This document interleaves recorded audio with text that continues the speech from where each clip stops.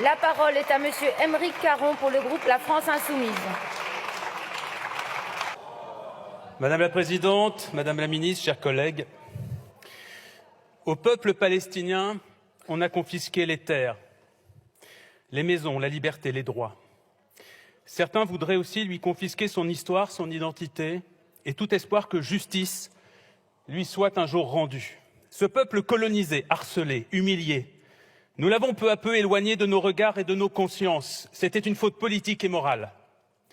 L'indifférence que nous manifestons désormais au sort des Palestiniens nous rend sourds à l'écho des victimes, pourtant toujours nombreuses et parfois très jeunes. Aucun observateur objectif ne peut le nier.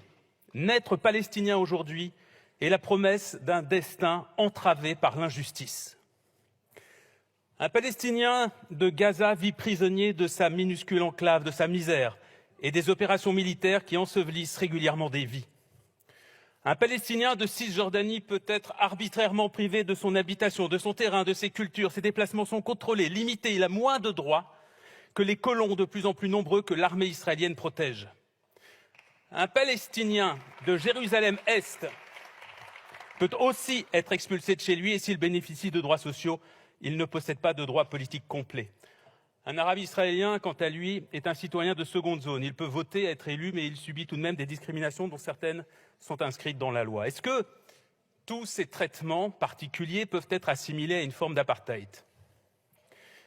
C'est l'avis de plusieurs organisations des droits humains comme Amnesty International, Human Rights Watch ou B'Tselem, lesquelles s'appuient sur la Convention des Nations Unies sur le statut et sur le statut de Rome de la Cour pénale internationale. C'est aussi l'avis de certains intellectuels israéliens, comme le journaliste Gideon Levy, qui écrit ceci. Il n'y a plus aucun moyen de contester le diagnostic d'apartheid. N'y a-t-il pas d'oppression systématique, pas de domination, pas d'actes inhumains? Ils se produisent chaque nuit, même s'il n'y a personne pour le signaler et personne qui veuille le savoir. Et qui peut encore soutenir sans éclater de rire que l'occupation est simplement défensive et que sa fin se profile à l'horizon? Si elle n'est pas temporaire et pas équitable, alors qu'est-ce sinon l'apartheid? On entend le bruit qui court, ici même dans cette assemblée, selon lequel l'association du mot apartheid aux politiques israéliennes relèverait de l'antisémitisme. Cette critique, ou plutôt cette menace, nous la réfutons et nous la condamnons. La dénonciation de la politique menée par un gouvernement n'a jamais constitué une manifestation d'hostilité à l'égard d'un peuple ou d'un État. Dénoncer la croisade de George Bush Jr. en Irak n'était pas une prise de position raciste contre le peuple américain. Dénoncer l'agression de Vladimir Poutine contre l'Ukraine n'est pas une prise de position raciste contre le peuple russe.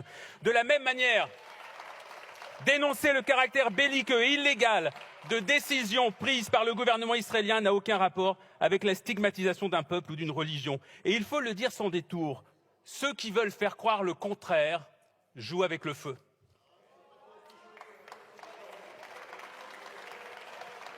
Je tiens ici à être extrêmement clair.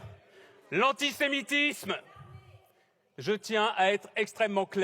l'antisémitisme, nous le vomissons.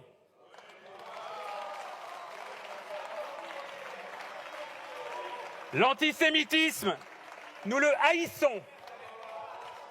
C'est pourquoi nous ne tolérerons pas que la lutte intraitable qu'il convient de lui opposer soit instrumentalisée à des fins politiciennes qui nuisent au combat contre l'antisémitisme réel. Nous sommes du côté de la justice et du droit, en l'occurrence ici du droit international. Combien de résolutions l'ONU a-t-elle adoptées pour dénoncer l'occupation et la colonisation israélienne, résolutions pourtant restées sans le moindre effet? C'est le droit précisément qui autorise l'appel au boycott des produits venus d'Israël. Cette option est une arme classique d'influence qui relève de la liberté d'expression. La Cour européenne des droits de l'homme l'a d'ailleurs reconnu. Pourquoi pourrait-on appeler au boycott de produits américains, français, chinois et pas israéliens? Ça n'a aucun sens. Pour conclure, la résolution proposée par le groupe GDR nous semble imparfaite. Nous n'en cautionnons pas tous les mots, maladroits parfois, ni toutes les analyses. Mais, parce que pour la première fois dans l'histoire d'Israël, il y a au sein du gouvernement des forces qualifiées de fascistes, qui n'hésitent pas à affirmer leur volonté d'annexer la Cisjordanie, parce que nous partageons le constat général proposé par ce texte et parce que nous jugeons indispensable la reprise d'un processus actif de négociation pour qu'Israéliens et Palestiniens puissent vivre en paix, en sécurité et en égalité de droit, nous voterons en faveur de cette résolution. La parole est à Madame Elsa Faucillon. Monsieur le Président, Monsieur le Ministre des Affaires étrangères, Journée internationale de solidarité avec le peuple palestinien, nous célébrons aujourd'hui les 70 ans du plan de partage de l'ONU optant pour la coexistence de deux États, Israël et Palestine. Demain, cela fera 100 jours que l'avocat franco-palestinien Salah Hamouri est détenu par les autorités israéliennes sur la base d'un dossier prétendument secret. Nous en sommes encore là, 70 ans après, 70 ans de négation du peuple palestinien, 70 ans que la Palestine n'en peut plus d'attendre sa reconnaissance. Et ce, au mépris de la résolution 446 du Conseil de sécurité de l'ONU, le gouvernement israélien poursuit tous azimuts la colonisation. L'ordre international doit pourtant être fondé sur la coopération et sur le droit. Et les déclarations de Donald Trump à l'égard du système onusien sont autant de signaux envoyés à la France et à l'Europe, tributaires aujourd'hui de la défense du droit international. Il est temps que la pression internationale permette la libération des prisonniers politiques. En 2014, ici même, à l'Assemblée nationale, les députés avaient adopté la résolution en faveur de la reconnaissance de l'État de Palestine, considérant ainsi que la paix nécessite que les deux parties soient juridiquement égales. Ce vote est un premier pas qui attend toujours sa suite. Mes chers collègues, le temps presse, c'est urgent. Les terres deviennent étroites pour que s'y posent encore les colombes. Il n'est pas ici question d'une artificielle position d'équilibre. Il s'agit de prendre courageusement position pour la paix et donc pour la justice. Monsieur le ministre, la voix de la France demeure bien trop faible aujourd'hui.